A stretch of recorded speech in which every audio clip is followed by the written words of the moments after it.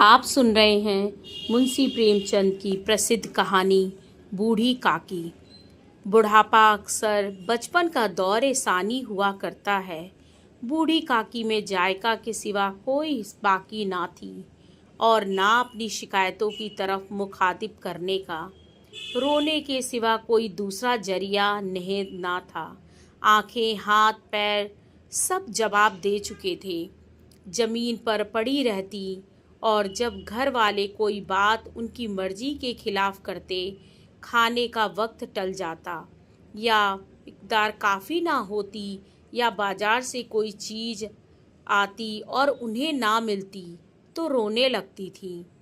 और उनका रोना महज बेसुरना ना था, वो बाआवाज़ बुलंद रोती थी। उनके शौहर को मरे हुए जमाना गुजर गया। 7 बेटे जवान होकर दगा दे गए और अब एक भतीजे के सिवा दुनिया में उनका और कोई ना था। उसी भतीजे के नाम उन्होंने सारी जायदाद लिख दी थी।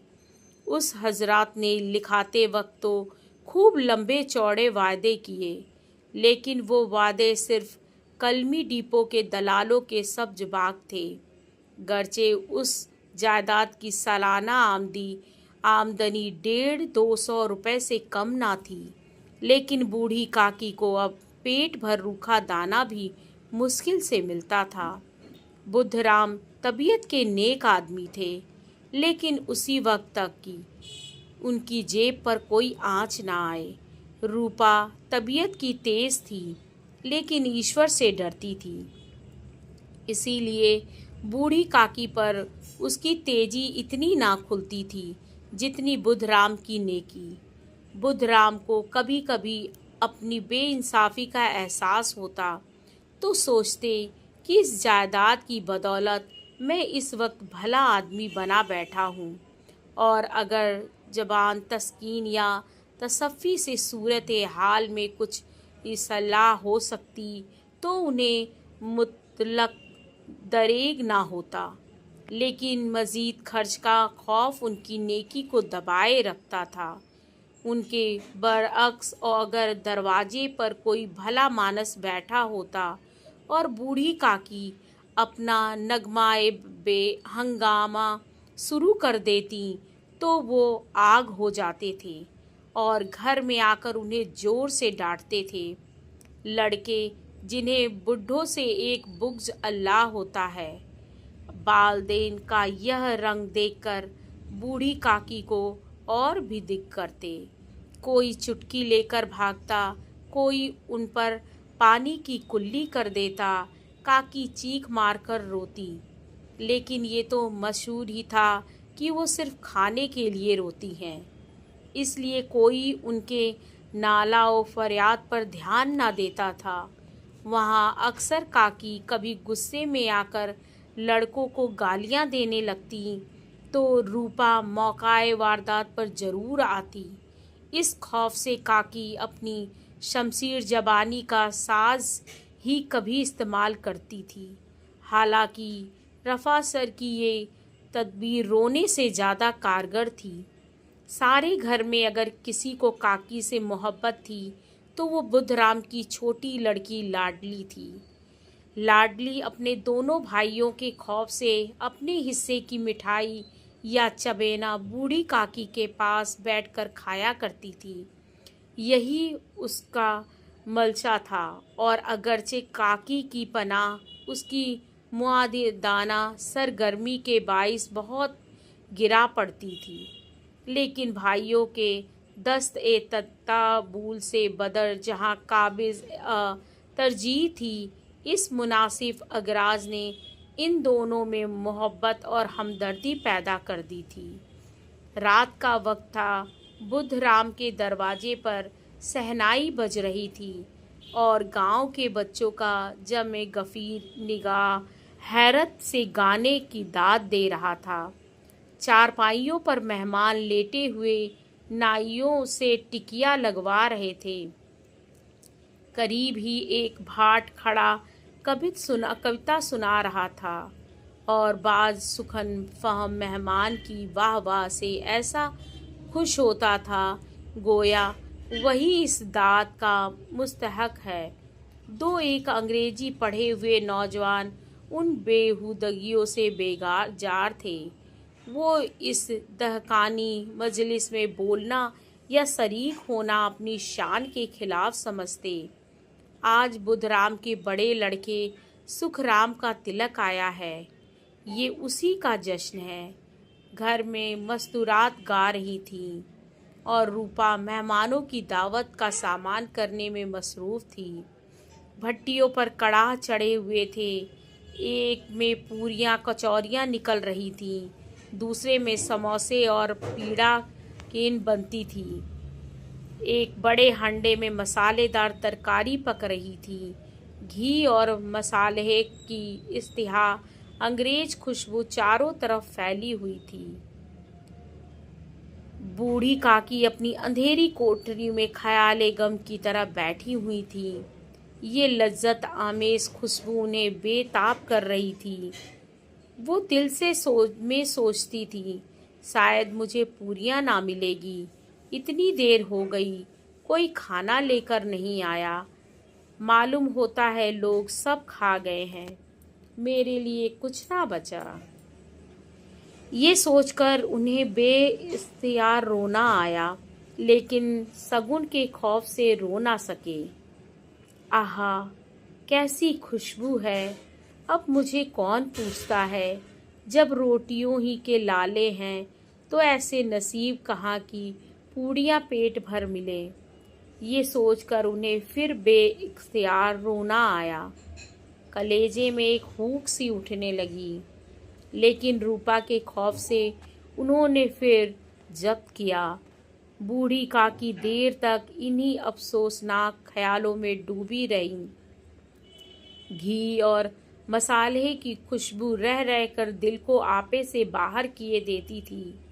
मुंह में पानी भर भर आता था। पूड़ियों का जायका याद करके दिल में गुदगुदी होने लगती। किसे पुकारूं? आज लाडली भी नहीं आई। दोनों लौंडे रोज दिख किया करते हैं, आज उनका भी कहीं पता नहीं। कुछ मालूम होता है कि क्या बन रहा है। बूढ़ी काकी की चश्मे ख्याल में पूड़ियों की तस्वीर नाचने लगी। खूब लाल लाल फूली फूली नर्म होगी। एक पूड़ी मिलती तो जरा हाथ में लेकर देखती, क्यों ना चलकर कड़ाह के सामने ही बैठूं। पूड़ियाँ छन छन के कड़ाह में तैरती होंगी। कड़ाह से गर्मा गर्म निकाल कर कठौते में रखी जाती होंगी। फूल हम घर में भी सूंघ सकते हैं, लेकिन सैरे बाग का कुछ और ही लुत्फ है। इस तरह फैसला करके बूढ़ी काकू उकड़ू बैठकर हाथों के बल खिसकती हुई बमुश्किल तमाम चौखट से उतरी और धीरे धीरे रेंगती हुई कढ़ाओं के पास जा बैठी। रूपा उस वक्त एक सरासीमगी की हालत में कभी इस कमरे में जाती, कभी उस कमरे में, कभी कड़ाह के पास, कभी कोठे पर। किसी ने बाहर से आकर कहा, महाराज ठंडाई मांग रहे हैं।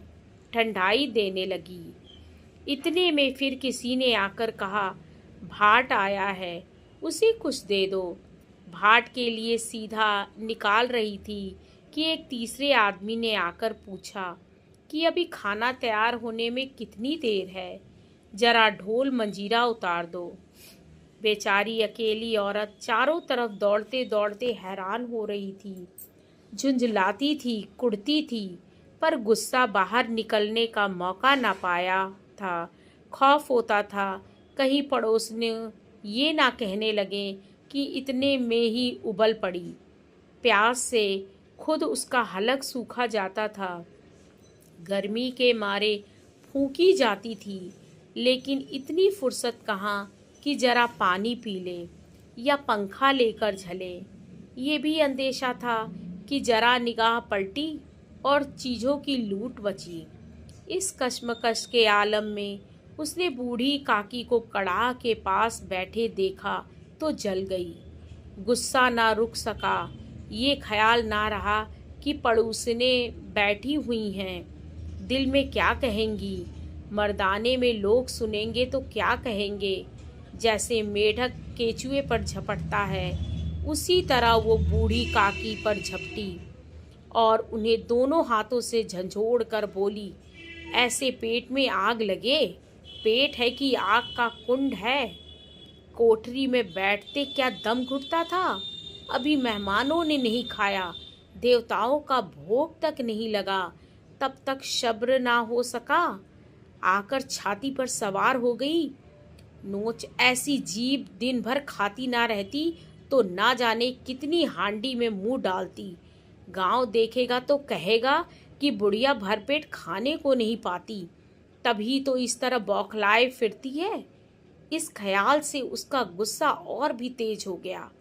डायन मरे ना माझा छोड़े, नाम बेचने पर लगी है, नाक कटवा के दम लेगी। इतना ठूसती है, जाने कहाँ भस्म हो जाता है। ले भला चाहती हो तो जाकर कोठरी में बैठो, जब घर के लोग लगे तो तुम्हें भी मिलेगा। तुम कोई देवी नहीं हो कि चाहे किसी के मुंह में पानी तक ना जाए, लेकिन पहले तुम्हारी पूजा कर ले। बूढ़ी काकी ने सर ना उठाया, ना रोई, ना बोली, चुपचाप रेंगती हुई वहां से अपने कमरे में चली गई।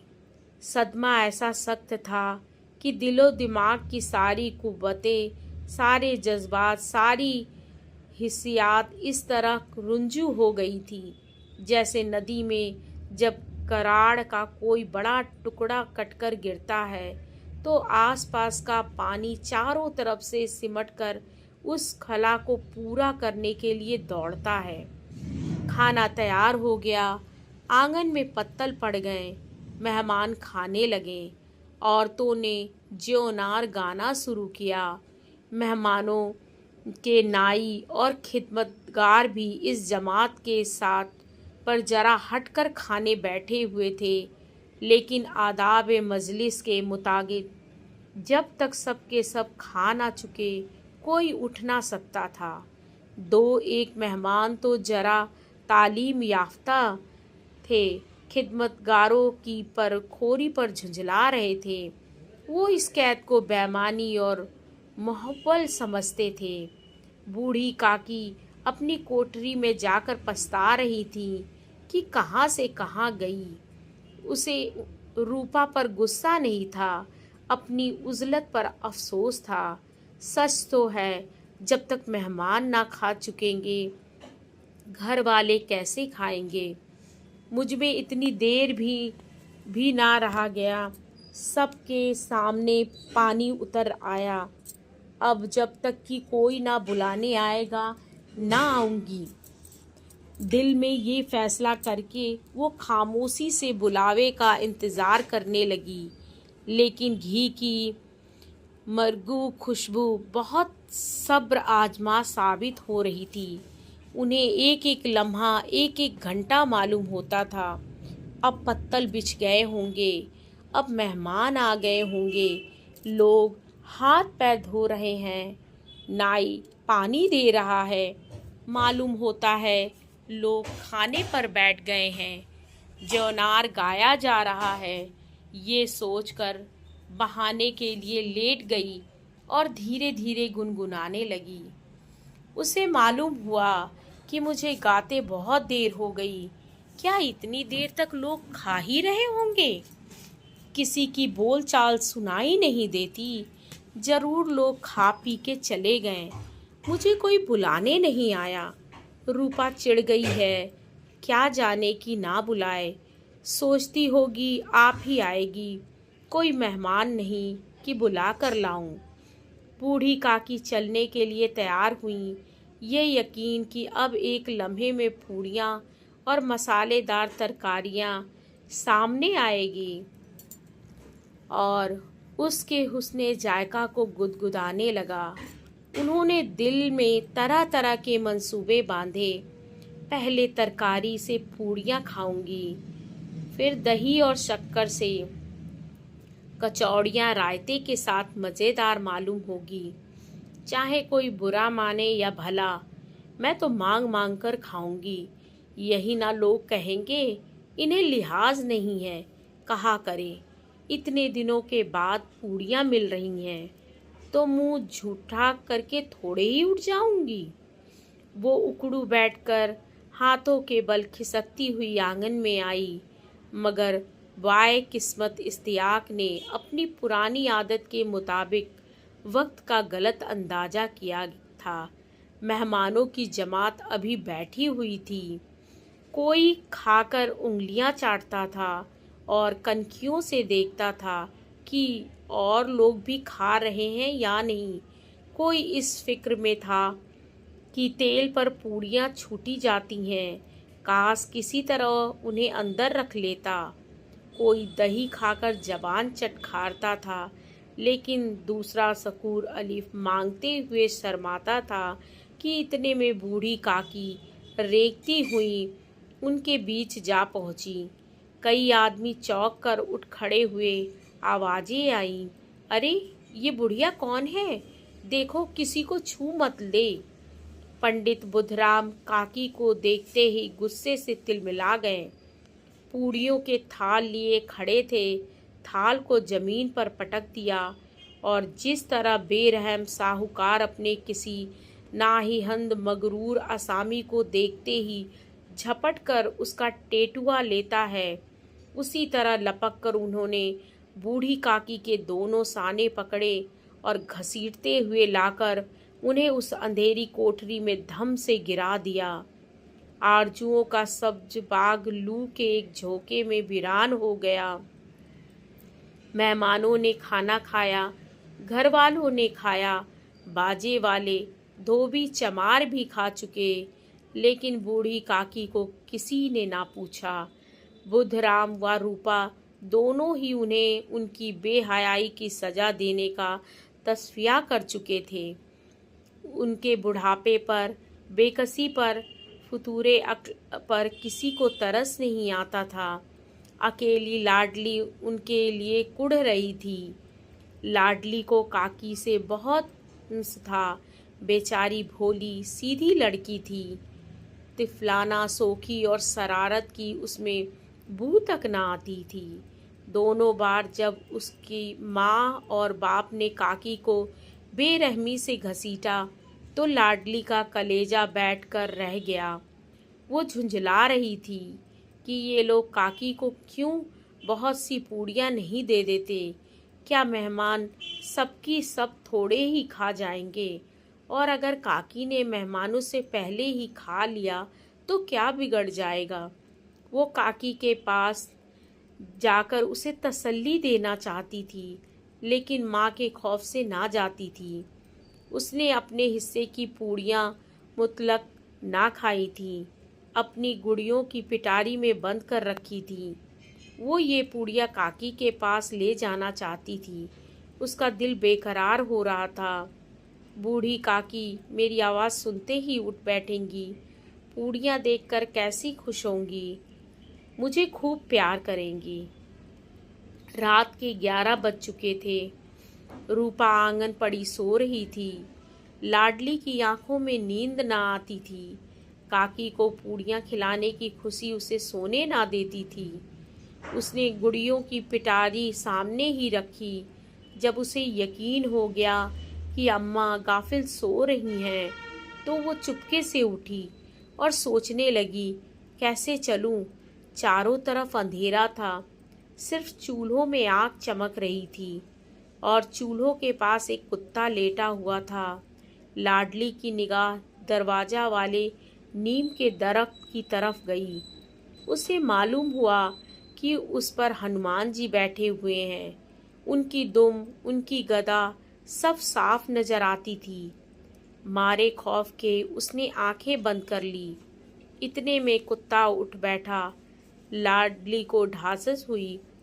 कई सोते हुए आदमियों की बनसिब्त एक जागता हुआ कुत्ता उसके लिए ज़्यादा तकबीयत का बाइस हुआ। उसने पिटारी उठाई और बूढ़ी काकी की कोठरी की तरफ चली। बूढ़ी काकी को महज इतना याद था कि किसी ने मेरे साने पकड़े, फिर उन्हें ऐसा मालूम हुआ जैसे कोई पहाड़ पर उठाए लिए जाता है। उसके पैर बार बार पत्थरों से टकराए। तब किसी ने उन्हें पहाड़ पर से पटक दिया। वो बेहोश हो गईं। जब उनके होश बजा हुआ तो किसी की जरा सी आहट ना मिलती थी। समझ गई कि सब लोग खा पी कर सो गए और उनके साथ मेरी तकदीर भी सो गई। रात कैसे कटेगी? राम, क्या खाऊं? पेट में आग जल रही है। या किसी ने मेरी सुध ना ली? क्या मेरा पेट काटने से धन हो जाएगा? उन लोगों को इतनी दया भी नहीं, इतनी की बुढ़िया ना जाने कब मर जाए। उसका रोया क्यों दिखाएंगे? मैं पेट की रोटियां ही खाती हूँ कि और कुछ। इस पर ये हाल। मैं अंधी अपाहिज ठहरी, ना कुछ सूझे ना बूझे। अगर आंगन में चली गई तो क्या बुद्ध राम से इतना कहते ना बनता था कि काकी अभी लोग खा रहे हैं, फिर आना। मुझे घसीटा पटका। उन्हीं पूड़ियों के लिए रूपा ने सबके सामने गालियां दी थी। उन्हीं पूड़ियों के लिए और इतनी दुर्गत करके भी उनका पत्थर का कलेजा ना पसीजा। सबको खिलाया, मेरी बात ना पूछी। जब तक ना दिया तो अब क्या देंगी? ये सोचकर मायूसाना सब्र के साथ लेट गई। रिक्त से गला भर भर आता था, लेकिन मेहमानों के सामने लिहाज से रोती ना थी। यकाएक उसके कान में आवाज आई, काकी उठो, मैं पूड़ी लाई हूँ। काकी ने लाडली की आवाज पहचानी, चटपट उठ बैठी। दोनों हाथों से लाडली को टटोला और उसे गोद में बिठा लिया। लाडली ने पूड़ियाँ निकाल कर दी। काकी ने पूछा, क्या तुम्हारी अम्मा ने दी है? लाडली ने फक से कहा, नहीं, ये मेरे हिस्से की हैं। काकी पूड़ियों पर टूट पड़ी। 5 मिनट में पिटारी खाली हो गई। लाडली ने पूछा, काकी पेट भर गया? जैसे थोड़ी सी बारिश ठंडक की जगह और भी हब्स पैदा कर देती है, उसी तरह उन चंद पूड़ियों ने काकी की इस्तिया और रगबत को और भी तेज कर दिया था। बोली, नहीं बेटी, जाके अम्मा से और मांग लाओ। लाडली, अम्मा सोती है, जगाऊंगी तो अम्मा मारेगी। काकी ने पिटारी को फिर टटोला। उसमें चंद रेजे गिरे थे, उन्हें निकाल कर खा गई। बार बार होंठ चाटती थी, चटकारे भरती थी। दिल मसोस रहा था कि और पूड़ियाँ कैसे पाऊं। सब्र का बांध जब टूट जाता है तो ख्वाहिश का बहाव काबू से बाहर हो जाता है। मस्तों को सुरूर की याद दिलाना उसे दीवाना बनाता है। काकी का बेताब दिल ख्वाहिश के इस बहाव में बह गया। हलाल हराम की तमीज़ ना रही। वो कुछ देर तक इस ख्वाहिश को रोकती हैं। यकाएक लाडली से बोली, मेरा हाथ पकड़कर वहाँ ले चलो जहाँ मेहमानों ने बैठकर खाना खाया था। लाडली उनका मनसा ना समझ सकी। उसने काकी का हाथ पकड़ा और उन्हें लाकर जूठे पतलों के पास बिठा दिया और गरीब की भूख की मारी फातिरुल अक्ल बुढ़िया पत्तलों से पूड़ियों के टुकड़े चुन चुन कर खाने लगी।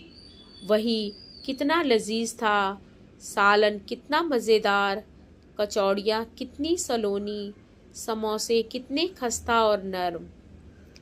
काकी फुतूरे अक्ल के बावजूद जानती थी कि वो कर रही हैं जो मुझे ना करना चाहिए।